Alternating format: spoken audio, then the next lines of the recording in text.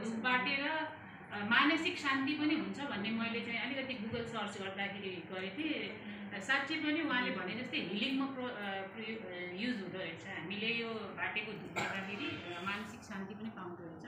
र हामीसँगै हाम्रो कार्य समितिभित्र नै कतिपय दिदीबहिनीहरू सबै आफ्नो आफ्नो रूपमा विज्ञ हुनुहुन्छ के, त्यस कारणले सबैले आफ्नो आफ्नो जानेको कुराहरू हामीले ल्यायौँ भने त्यो कम्बिनेसनले गर्दाखेरि सबैलाई चाहिँ एकअर्कालाई फाइदा पुगिरहेको हुन्छ। त्यस कारणले चाहिँ अघि लक्ष्मी दिदीले पनि हाम्रो मिटिङको दौरान भन्नुभएको थियो तपाईँहरूलाई कस्तो खालको तालिम चाहिरहेको छ हामीसँग प्रस्ताव राख्नुहोस्, त्यसपछि हामीले केन्द्रसँग हुन्छ कि विद्यार्थीसँग हुन्छ कि समन्वय गरेर हामीले यस्तो कार्यक्रम बेला बेलामा गरिराख्यौँ भने हामीले संस्थामा कुनै पनि संस्थासँग जोडिने त्यसको चाहिँ औचित्य हुन्छ। नत्र हामी संस्थासँग जोडेर हामीले कुनै पनि त्यसको चाहिँ युटिलाइज गर्न पाएनौँ भने त्यसको चाहिँ अर्थ नै रहँदैन।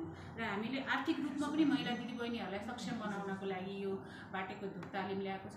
आफ्नो आर्थिक रूपमा बेच्नै चाहिँ नभने पनि आफ्नो घरमा पनि हामीले बनाएर आफ्नो चाहिँ अलिकति के अरे एक्सपेन्डिचर हामीले कम गर्न सक्छौँ। अब यसको लागि अब हामी सुरु गर्छौँ तालिम। र तालिम सुरु गर्ने क्रममा हामीले चाहिँ सबैजनालाई सामान वितरण गर्नेछौँ र उहाँहरूले सिकाउनु हुनेछ। र अब दिदीलाई प्रमुख अतिथि दिदीलाई चाहिँ थोरै म बोल्न दिन्छु। त्यसपछि हाम्रो यो औपचारिक रूपमा हामीले यो अनौपचारिक रूपमा हामी यो बनाउँछौँ 1 घन्टा जति। त्यसपछि हामीले समापन गर्ने क्रममा मैले फेरि हाम्रो दिदीलाई चाहिँ लक्ष्मी दिदीलाई चाहिँ बोल्ने अवसर प्रदान गर्छु। अहिले मैले थोरै छुटकरी रूपमा प्रमुख अतिथि हाम्रो सीता दिदीलाई केही आफ्नो कुरा राखिदिनु हुन अनुरोध गर्छु।